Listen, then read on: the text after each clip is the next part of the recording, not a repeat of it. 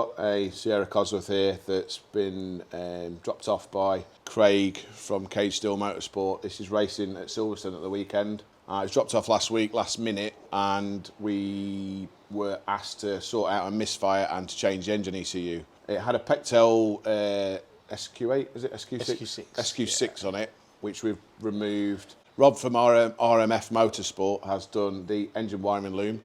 He spent Saturday and Sunday doing that for us, and then came down on Monday, fitted the loom in the car. Dave's supplied all the Motec gear for it. Motec M84 ECU, which is basically the last one in the country. Yeah, it was actually. Yeah. So you actually had in stock a C125 race kit, was it? Yep. So race logger what does that come with? Race logger kit comes with the dashboard, a small wiring loom to allow you to connect it to the engine ECU, a couple of buttons to change the page display and reset alarms, and a GPS module so we could do all the track mapping and circuit. So can he then, if once he's done his race, he can then basically look on a laptop? Yeah.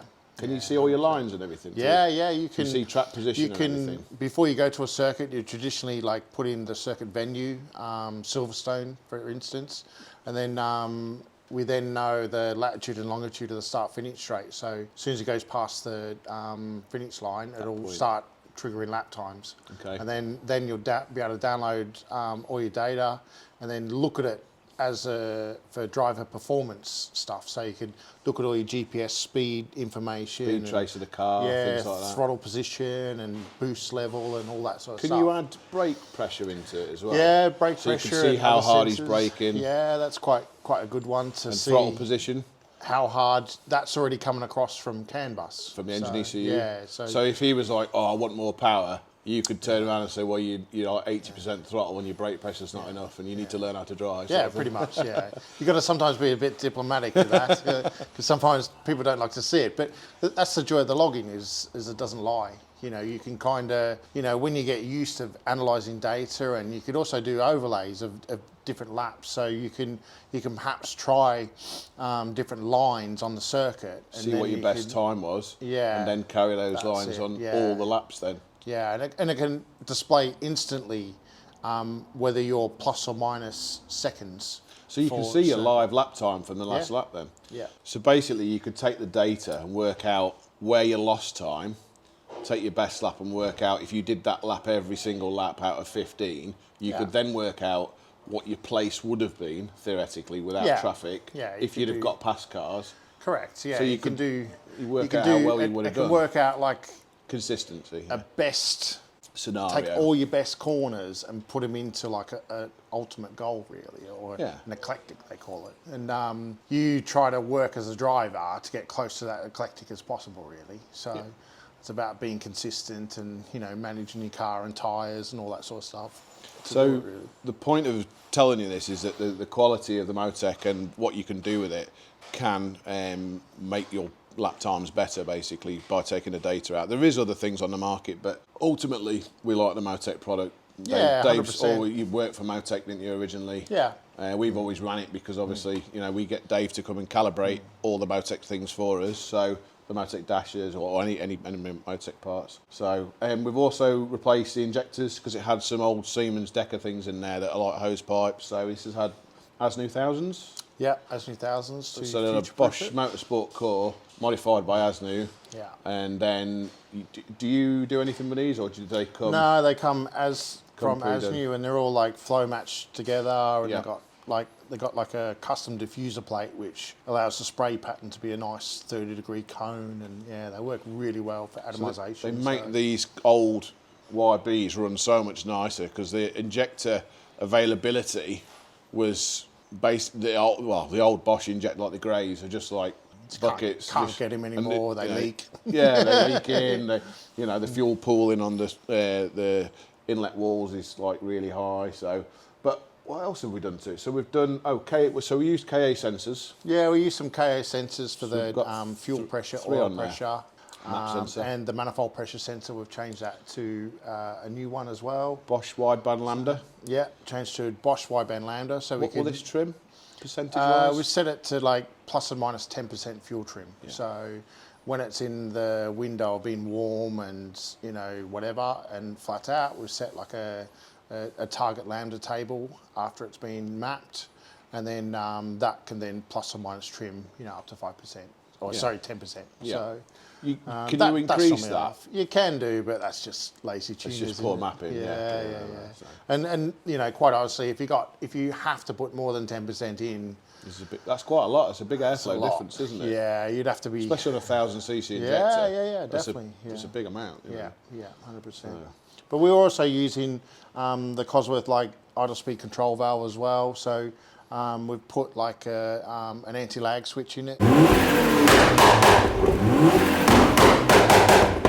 So we can have a bit of anti-lag. So if he finds that, you know, it needs a bit of responsiveness or something like that on a particular circuit or whatever, he can activate that as well. So we use the factory idle speed control valve to add additional air to the engine off throttle. Retard the ignition then? Yeah, but that's on a timer, isn't it?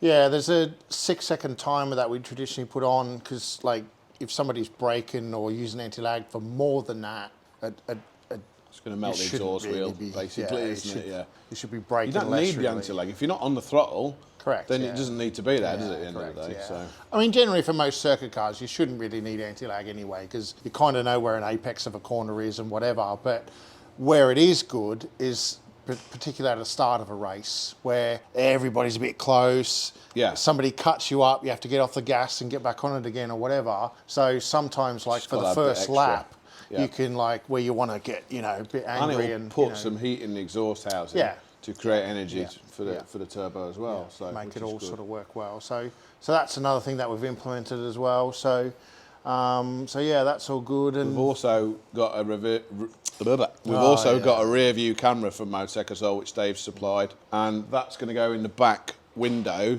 So this gearbox hasn't actually got a reverse switch in it, so it's been blanked off. But if it had, when you go into reverse, it would automatically ping the camera on like you would in your normal road car nowadays. You put it in reverse, it pings the camera on. Well, this is the same because it's when you're strapped in the car, you can't really see.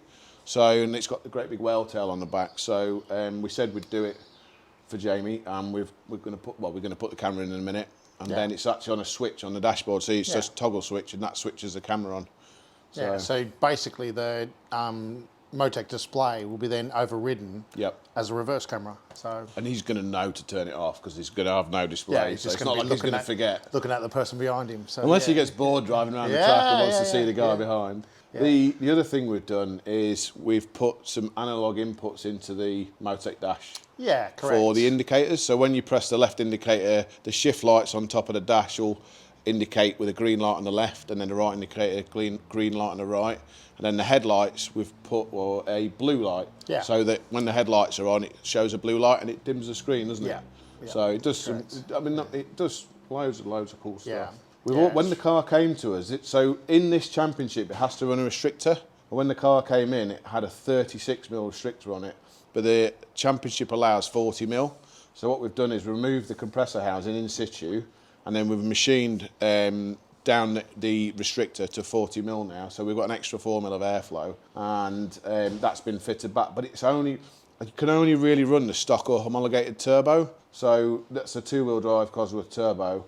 It wants like an Escort Cosworth T34 or something better to make more power, because it's around the 300 mark flat out, but in the pursuit of safety and longevity, I think 275.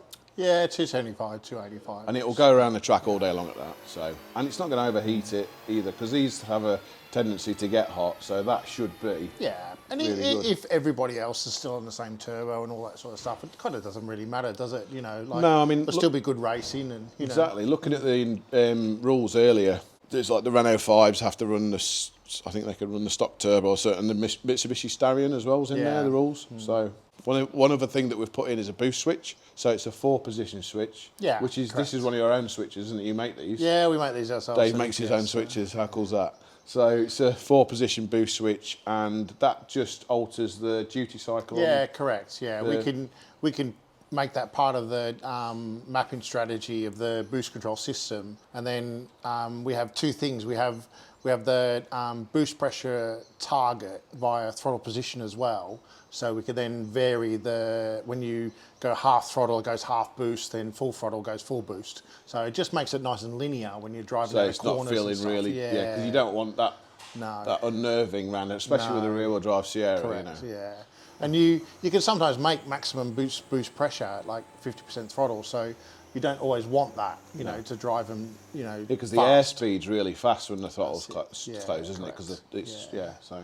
And then basically the boost control can be like a power modifier really. So if the Great British weather is like today, you can probably turn it down a bit to, you know, a couple of clicks to, you know, maintain the rear tyres and keep you on the track really. Yeah, if it's raining, you can just whack it on the 100%. lowest setting. And then when you get onto the straight, you can just turn it on full, and then, especially in a place like Silverstone, like Hanger Straight, you just put it on full. You're not going to come off there. Well, most people wouldn't. So it's just another feature, isn't it? So it works really well. One of many. And we've also actually, the other thing we didn't mention is it's got the turbo speed sensor. So it's got a speed sensor, so that measures. You tell the ECU how many blades are on the turbo, and then it knows each RPM by the blade count. Is that right? And then you have, if you know the critical speed of the turbo, you can then calculate where your really maximum boost pressure needs to be. So you're not over boosting the turbo and then it's going to fail, say halfway through a race or something like that. So that's another thing, especially with a restrictor. A lot of rally cars that you do when you bring your cars here to tune, like the rally guys, a lot of those have turbo speed sensors, don't they? So I know that we did. Yeah, it's quite a good sensor. We did the Audi for Ivan, and that was one of the Owen Developments ones. Yeah, that's right. That had a speed sensor in it. That was a really good turbo. So that, in fact, that wouldn't be a bad turbo for one of these, but you can't run it because it's not an original turbo. So cool.